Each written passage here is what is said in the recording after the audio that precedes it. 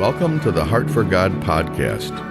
With many years of experience pastoring and helping to start churches, Dr. Jim Townsley has some practical and biblical advice that can be a great help to you and your ministry. On this podcast, Dr. Townsley and other guests with special expertise cover a variety of topics. His goal is to help you lead your church to be a healthy, strong, and balanced ministry, and for your family to be happy, healthy, and living for the Lord. Hey, thanks for joining our podcast today. It's good to have you with us.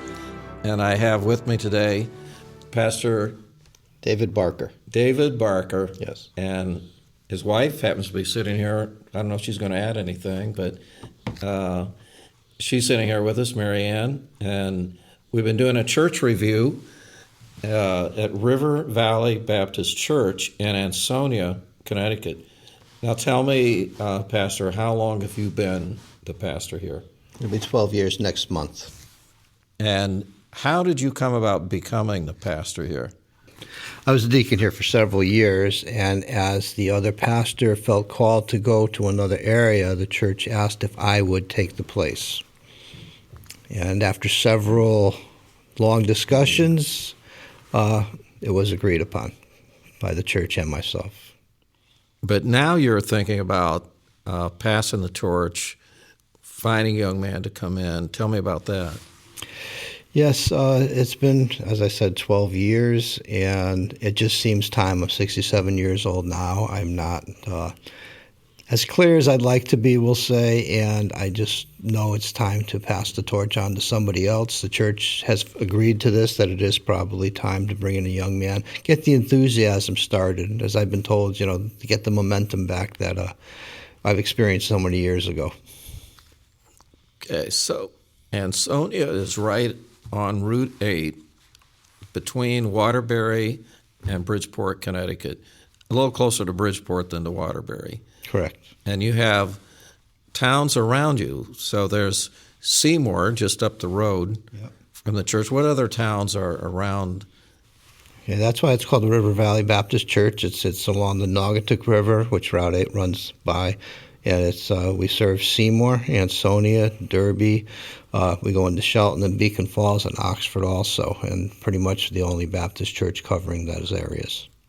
So this area is a beautiful area. One of the best drives in the fall, actually, is to go up Route 8 all the way to the Mass border. It's a sunken kind of valley, and there's rocks and hills on both sides. It is really beautiful, especially in the fall. Yes, it is, especially in the fall. It's October is actually my favorite month of the year. And there are people that live here. What's the population? I don't know. Last time I checked, 10,000, 15,000, something like that. In the area that we were trying to reach. And but in the greater area, it's probably 50, 60,000 or more, I would think. Yes. Or more. Plus, you're not that far from Bridgeport, and that's like 160,000 people. Oh, yes. Yeah, we get a few strays from Bridgeport now and then, too, especially people that sometimes want to go there to church, but if it snows or something, I get a kick out of the ones that want to, then we'll go here for this week. So the area is an old industrial area here. There was a lot of... Very much so. Manufacturing of various different kinds, and of course a lot of that is now gone. Some of it still exists, but it's a blue-collar area. I think a lot of people just hard workers, and it's not the wealthy Gold Coast of Greenwich and Darien and Stamford. No, it's not. There's very much hands-on people. They like to work with their hands. A lot of tradesmen are part of the church right now that are very handy in several things, and they're good people. They really are good people. So it seemed like Sunday there was around 50 people or so. That's an average. That's Sunday, an average, probably. Yeah, good 50. And if everybody's here, it might be a little more, 60 or so. So if there's someone interested in an area, the thing that would draw me to this area is the fact that it's remote from the gospel message. There's just so little of any kind of evangelical churches up and down this valley, almost from Waterbury to Bridgeport, and even in Bridgeport, for that matter. Yeah, there really isn't. I mean, we got a few stray storefronts that try and do something, but they're not really even evangelical in their ways. They're more along the charismatic. And I don't like the expression, but one of my old Baptist pastors used to say it's the us four and no more groups. We seem to have several of those around, and we're trying to help them when we can. So the church at one time, it was started by Norm Abbey, who's out in Pennsylvania Yes, now. yes. And I would say at one time it probably ran 100 people. Yeah, we hit 100 a few times. Those were exciting days. At the time we had 2 full-time pastors and 3 deacons, and a lot of excitement going on. And you have a building. It's a storefront, but yet you own it. Yep. And there's no mortgage. No mortgage, no. And probably you can afford a pastor full-time if you get things organized in such a way. We would like to do that very much so, if we can. Yeah. So maybe there's someone that listens to this podcast that would know someone that would be interested, someone that thought about starting a church in the Northeast or would like to pastor in the Northeast. I mean, that would be an opportunity for someone to come and have a great start. And they've got a nucleus of people, some good people. Yes, we do. Very good people. And they're ready for someone to come in. They're praying about it. They're looking. So it could be a great opportunity for someone. Yeah, and I believe they really the number one qualification, I would say, is I would hope you'd love the people in this kind of an area. And we'd more than welcome the chance to talk to you.